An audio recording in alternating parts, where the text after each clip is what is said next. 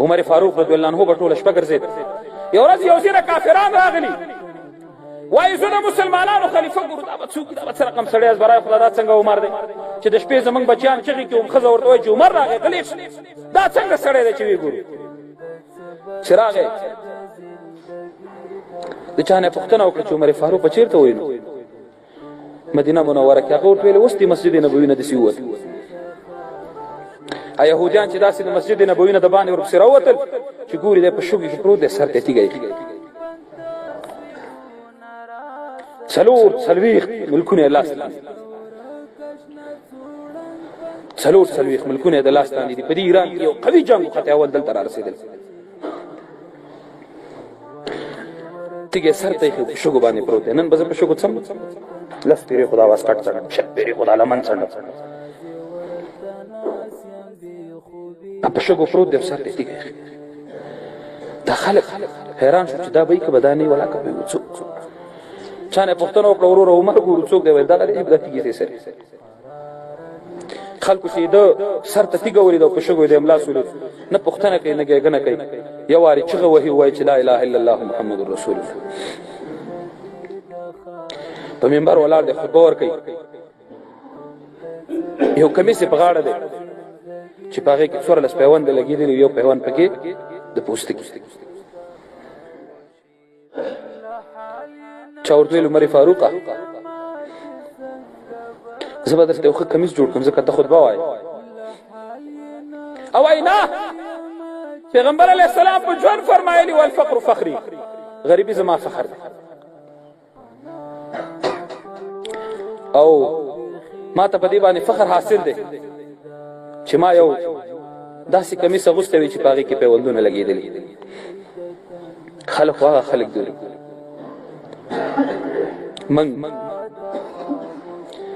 منګ به څه وکړو، داسې به څه وکړو. منګ که د خپل ګریوان کې سر دننه کړو، منګ قضاوت وکړو چې موږ د دین دپاره څه کړي دي. اول ما څه دي او بیا تا څه نه دي، بیا بل څه نه دي کړي. لاړل هغه چا چې رضا د پاک سبحان کوله، او چا مالیاري چې د حضرت د ګلستان کوله. عمر فاروق رضی الله تعالی عنہ خلکو ته دا ثابتوي چې زه د مسلمانانو خلیفه یم، نه ځان پسې توره ګرځوم، نه ځان پسې باډي ګارډ ګرځوم، هېڅوک ځان پسې نه ګرځوم، او خلک به په دین باندې عمل کوي.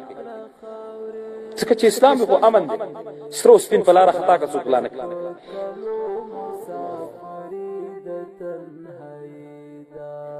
سهار جمع ته راغی، د شپې نه ظالم راغلی، په محراب کې ناست، توره په لاس،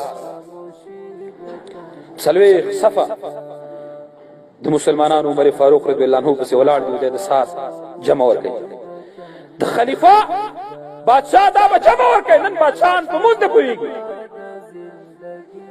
نن چې څونه اسلامي بادشاهان دي په اسلامي ملکونو کې په مونځ نه پوهېږي، په کلمه نه پوهېږي، په بسم الله الرحمن الرحیم نه پوهېږي. بسم الله الرحمن الرحیم دی به څه د مسلمانانو خلافت وکړو، دی به څه د مسلمانانو مشري وکړه، او دی به څه مسلمانان په ځان باندې راغونډ. عمر فاروق رضی الله عنه پسې 40 صفه مسلمانان ولاړ دي. دی چې کله په اول رکعت ودرېد، الحمد اخلاص کړه سورت فاتحه، تیاره وه په جومات کې چې څنګه یې سورت شروع کړ، دا ظالم را پاڅېده او په عمر فاروق رضی الله عنه د تورې ګزار. فورا دی چې په ځان پوه شو چې ولوېد، عبدالرحمن ابن عوف رضی الله عنه او نور صحابه کرام ولاړ دي. فورا یو صحابي دغه په ځای منځه ته وړاندې کېږي او نور صحابه دی په شا کوي. راځه خبرې د هغه چا کوه چې چا ووهه دی څه شو. هغه 40 مسلمانان نور په توره وواله او ځان ته یې د صفونو کې لاره وکړه، او کله چې د جومات اخري سر ته راورسېد ځان ته یې توره کېښوده او د پاسه پې څملي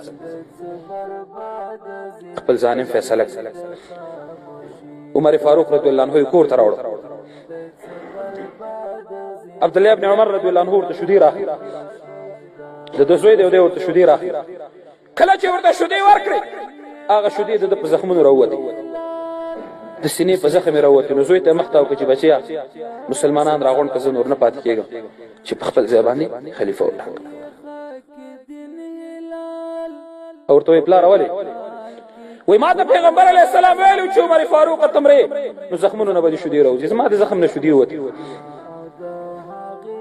زنور پاتې کېږم نه یو صحابي دی د په اسمان سپور دی تللی دی حکیم راولي چې حکیم راولي عمر فاروق رضی الله تعالی عنہ ته چې هغه راشي تر څو پورې د علاج وکړي کله چې هغه ځان سره حکیم را روان کړي په لاره کې را رواني ګوري چې یوه وزه ده او هغه وزه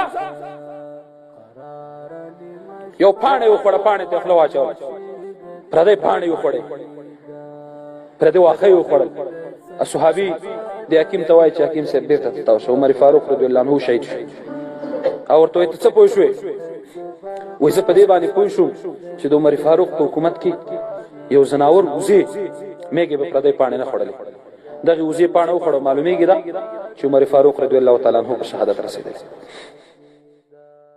ای ورونو دا خو ولاکه داسې کمزوری دین یا دا داسې دین وي لکه نن چې خلک ورپورې خندا جوړه کړې پیغمبر علیه السلام وایي زما نه بعد به مې د امت سال وي نن کلټر امتي راوله په شواروز کې تا څو پیرې په پیغمبر علیه السلام درود ویله ته خدای ته رسول دي ته دین دي ته وجدان دي تا څو پیرې درود پې ویلې ورشئ قرآن کریم وګورئ هره تحول دې زما جومات کې راواخلې څونه دوړې به پې پرتې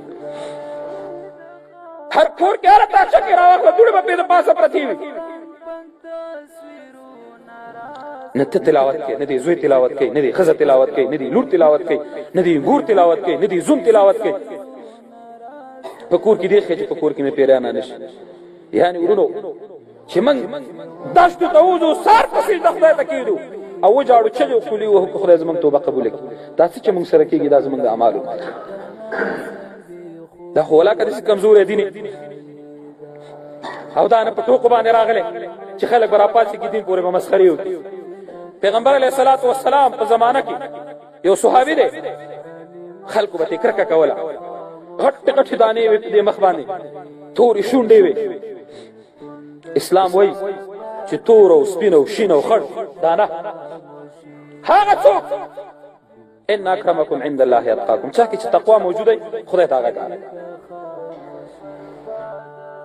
احمد محمود تور سپین قومدار بے قومه پیسې بے پیسې مالدار غیر مالدار بربند ملبس دا ټول ان اکرمکم عند الله اتقاکم خدای وایي ما ته تقوا معتبره ده چې چا کې تقوا موجوده زمونږ ځینې خلک